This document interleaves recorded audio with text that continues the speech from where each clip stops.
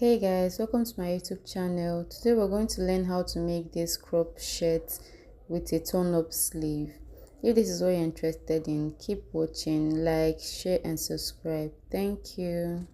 To get started, I folded my fabric into two. I want to start by cutting the front, so I just folded my fabric into two, and I will go ahead right now to mark out my starting point. And this is my starting point. Please use a ruler if you have. Don't be like me. I had to go and get my ruler, so I marked my starting point. From the edge, I'll go ahead to mark out my button allowance, and for my button allowance I'm using 2 inches, so I'm just marking out 2 inches all the way to the length of my top, my shirt rather. So I'll just go ahead and mark this out. So that's it. So that's my button allowance. So that is where all my measurements are going to start from. So I'll go ahead and put my shoulder measurement divided by 2 plus half inch, and then I'll come down by 1.5 for shoulder slant, and then I'll go ahead and also mark my armhole depth, which is my shoulder divided by 2. But because this is a shirt and then we're going to have an overlapping at the shoulder part, I deducted 1.5 from this front armhole, so I am marking 6 inches instead of 7.5. I am marking 6 inches, so the other 1.5 will come from the back. You understand when we get started. So I went ahead to mark my neck measurement. The neck width I used was 2 by 2, so I just connected my shoulder slant to my neck. So at the armhole I came in by half inch. I got the midpoint and then I came in by half inch, and then I connected it just like this, just the same way we do our normal drafts. So that's my neck point and my armhole. So I went ahead to mark out the length of my shirt, my apex point, then the full length of my shirt, where I want the shirt to stop. And for this I am going to stop at 17.5 inches. So that's where my shirt is going to stop, and that's the length of the top there. So I'll go ahead to impute my bust measurement divided by 4 plus 1 inch for ease, and then 1 inch for sewing allowance. So that's all. I'm just going to cut it out straight. This top is just going to be a very free top at the bottom, so there's no need to put my waist measurement. So I just took my bust measurement all the way, and I'll go ahead and cut it out. So I'm cutting it off like this. I already added my folding allowance to that measurement I added though, so you have to add your folding allowance. So if the length of the top is 15, you add 1.5 inch for folding allowance at the down part.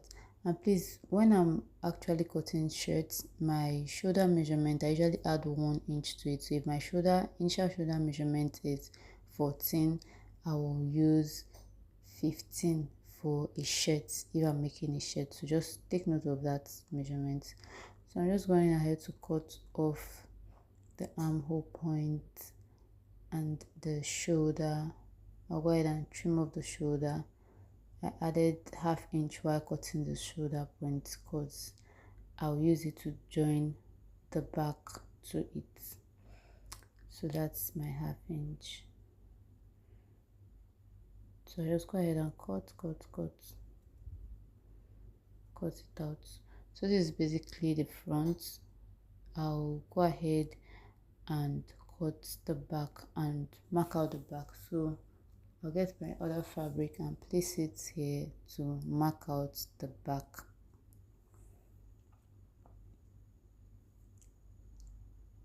So this is the front. So for the back, I folded my fabric into two. The back is not going to have opening, so it's going to be on fold. And then at the edge, I took out my button allowance. I removed it from the measurement. Just take a look at what I did, and then I just went ahead to trim out my shoulder. Did you see it? I just trimmed off my shoulder point. I did not trim off the neckline, just the shoulder point. Then I marked 3 inches below at the hem point. I marked 3 inches, and then I'll just go ahead and move this shirt downward to that 3 inches mark I have made already. And then I'll take this point I have trimmed off and overlap it on my shoulder in front. Can you see that?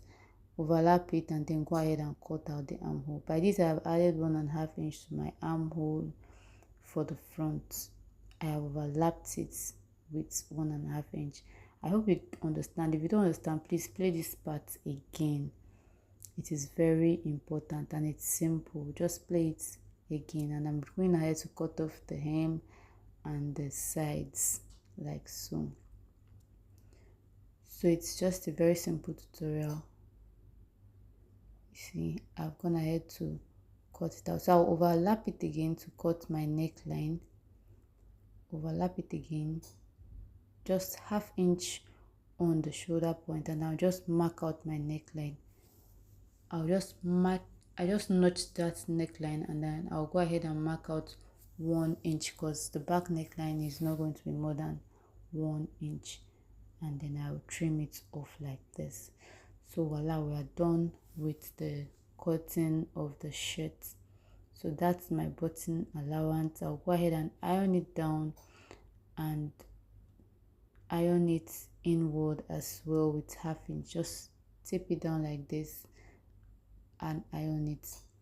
So I'll just go ahead and do that, and then I'll bring it to show us what it looks like.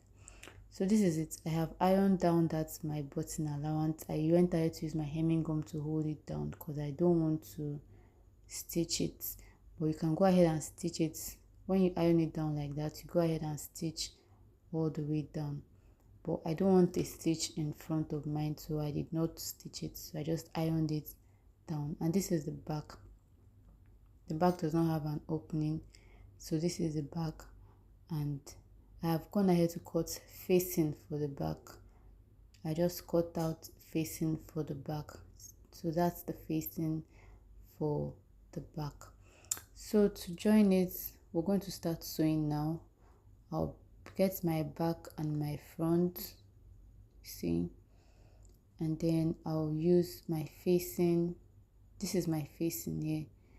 I'll sandwich the front and the back with the facing so that we can have a clean finishing at the shoulder point. So you see, I place my back first, and then I place my front on it, and then I use my facing to turn it.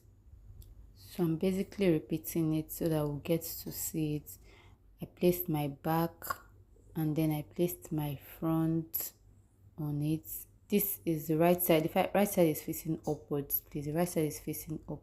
Then I now placed my facing. I'll go ahead and sew the shoulder by 1/2 inch like so. Yes, so I'll go ahead and sew it and bring it to show us what it looks like. So I have sewn the shoulder point. See, I've sewn the 1/2 inch all the way. See what it looks like. Then I'll flip the facing to the back.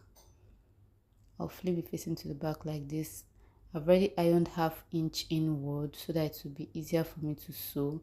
I'll go ahead and iron this shoulder part so that it can lay very flat.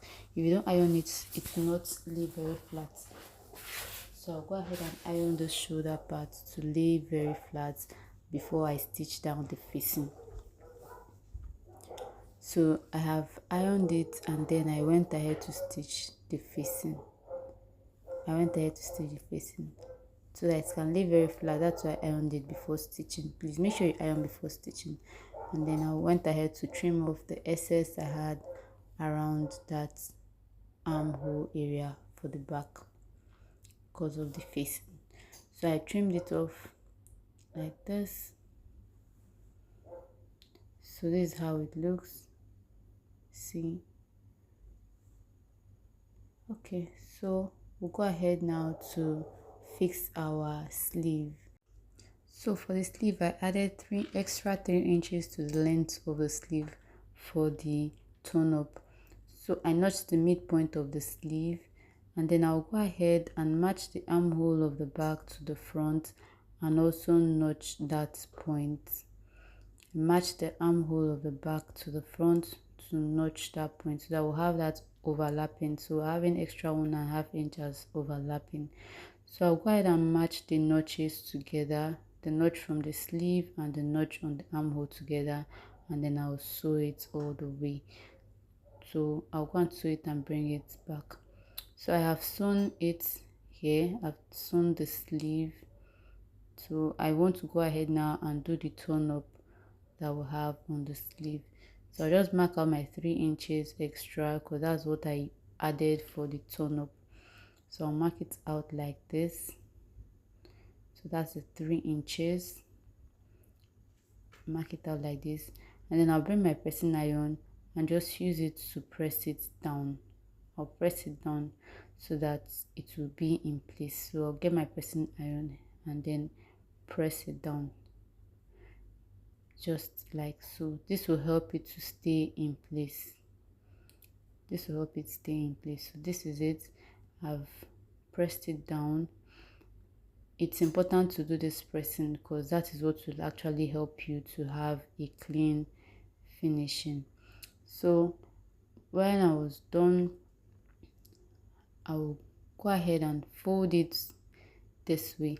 Now folding it this way, I'm going to mark out 1 inch, 1 inch. Just follow this process, 1 inch like this, and then I'm going to hold it down like this and iron again. I will press it down again. See, press it down like this. So I'll have that 1 inch mark there. So okay, so this is it. I've pressed it down. I'll go ahead and I'll stitch 1/4 inch, just very small stitch there, less than 1/4 inch. So I'll just stitch it all the way down. So this is it. I have stitched it down. I have stitched it down. See, I stitched it all the way down. I'll go ahead and use my pressing iron to take out 1/2 inch from the edge of this 3 inches I will mark. Just the same way. I just watch how I do it and you can be able to do it. It's very easy. I'm marking out 1/2 inch, 1/2 inch at the tip like this, 1/2 inch.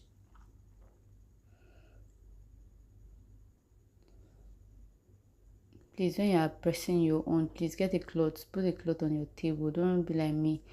I just wanted to show you how it is. This is not my ironing table, but I just wanted to show you what it looks like. So I will go ahead and bend this 1/2 inch on that point which I sewed initially. That 1/4 inch I sewed there. I'll just go ahead and pin it all the way. I have pinned. See the way I'm doing it. I'm pinning it down on that 1/4 inch I sewed initially. I'll just go ahead and pin it down like so, placing the 1/2 inch that I marked, that I used my iron to hold, underneath it. This will give us a very clean finishing for our tone up sleeve. A very clean and fine finishing. So I'm just going ahead to fold it in like so and pin it down. Ensure you pin it down because you need those pins. So those pins are what will help you secure it so that when you are sewing, it won't move from the point where you want it to be. See, I have pinned it down like this. So I'll flip it to the other side. I'll flip it to the other side like this, and then I'll sew on that mark. There's this line there. In between those marks, I'll just stitch it down As I'm stitching it down, I'm stitching down that half inch behind it. I don't know if you get it, but just watch this video and then you will. So I've stitched it down and then I've removed my pins. I've stitched it down and removed my pins. See, when I flip it over like this, it is going to give me the turn up effect that I want. I am going to have the turn up effect I want. If you want a detailed tutorial on this turn up sleeve, just comment in the comment section. I'll do another tutorial for you. This fabric is really light and it's not very visible, but I hope you can be able to get it. But if you want a detailed tutorial, just let me know. So I just go ahead and fold the sleeves together like this, and then I'll stitch it all the way down with my seam allowance that I added for it. I'll go ahead and stitch it all the way down. So see what it looks like. Very clean, front and the back. See how it looks like. See what it came out. This is the front and this is the back, and it's looking all very clean. So I've gone ahead to stitch the sides. So now it's time to place our pocket. So for the pocket, I have cut out these two pieces of fabric, and then I've gone ahead to fold the sides by half inch. The top, I folded it with 1 inch because I'm going to stitch it down. That is the top of the pocket. But for the sides, I folded it by half inch. This is the top of it. I folded it so that I can stitch it down. And when I was done ironing the half inch at the sides, I had 7 inches by 7 inches. So I'll go ahead and place it on my shirt like this, and then use my pin to pin it down. But before then, I've stitched the top already. Then I pinned it down where I wanted it to be, and then I'll stitch it all the way down. I marked 2 inches away from my button allowance to place it, and then 11 inches from my shoulder point to place the pocket where I wanted it to be. So I went ahead to stitch it down. So this is it. I've stitched it down and it's all looking fine. So I measured the top there, and I had 7.5 inches, and I cut out this two pieces of fabric. I just cut them out. Then I will go ahead and stitch the side. This will serve as my cover for my pocket. At the end of the day, I'm going to stitch the sides, turn it by the sides, and then I'll have that 7.5 inches that I measured for the cover. I hope you understand. So this is it. I have turned it, and when I was done turning it out, it is measuring 7.5 inches. So to place it, I just placed it half inch above the pocket itself. I will stitch it, and then I'll top stitch on it. I'll turn it and top stitch on it. I will stitch it down first, and then I'll top stitch on it like so. See the way it is. It came out. I top stitched on top of it. So we'll go ahead and cut our collar now. So for the collar, we're going to measure what we have at the neckline. We're going to measure the neckline. The neckline that I measured for my client was 15 inches. So I'll just go ahead and measure this one I have, if I have up to 15 inches, and yes, I have up to 15 inches. So I'm marking the 15 inches here divided by 2, that's 7, because my paper is on fold. So the height I marked is 3 inches. The height of the collar I use is 3 inches. So I'm just going to mark it out like this.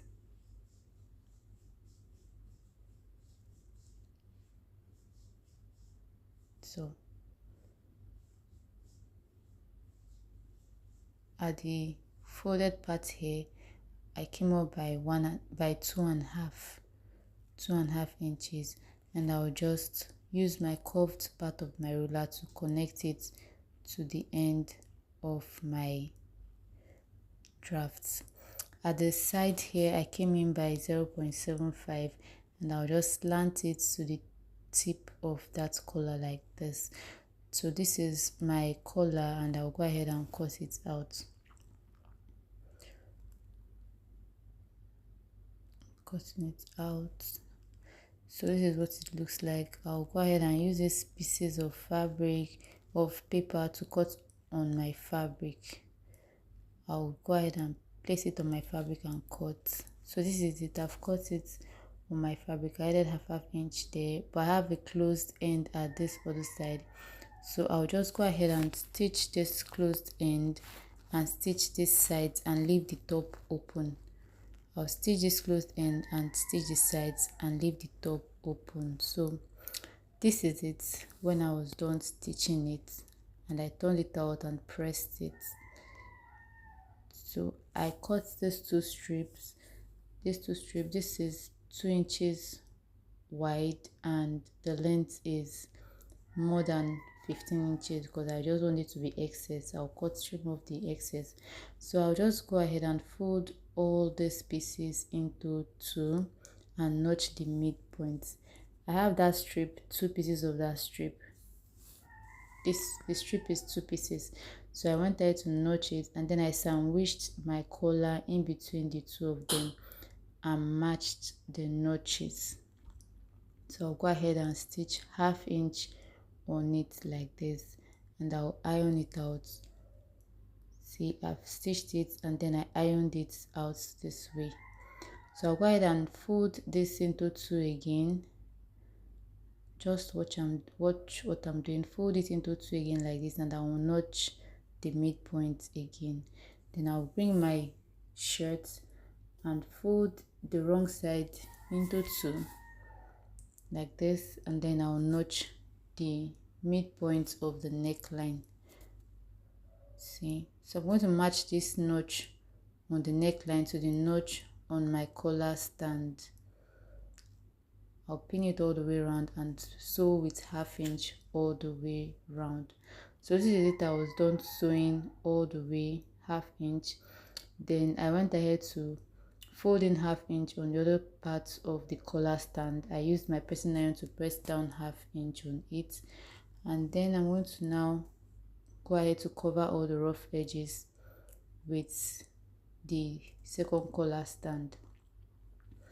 At the tip of it, I'm just making a curve because I want it to have this slight curve at the tip of the collar, which is by the button part. I just want it to have this slight curve. So I'll go ahead and stitch it, and then I'll trim off the excess. So I was done stitching here, and I'm just trimming off all the excess before I turn it out. See, then I'll just turn it out like this. So I'll go ahead and now use this collar stand now to cover up all the rough edges on the collar, and then I'll just stitch it down. See the way it is. I'll just bring it down and stitch it all the way. Stitch it down like this, and that's it. That's the end for this tutorial. See how it's looking. I'll just go ahead and fold the hem of this dress and go ahead and put my buttonholes and my button, and this is the finished look. This is what it looks like when we're done. If this tutorial was helpful, please like, share, comment and subscribe. Thank you.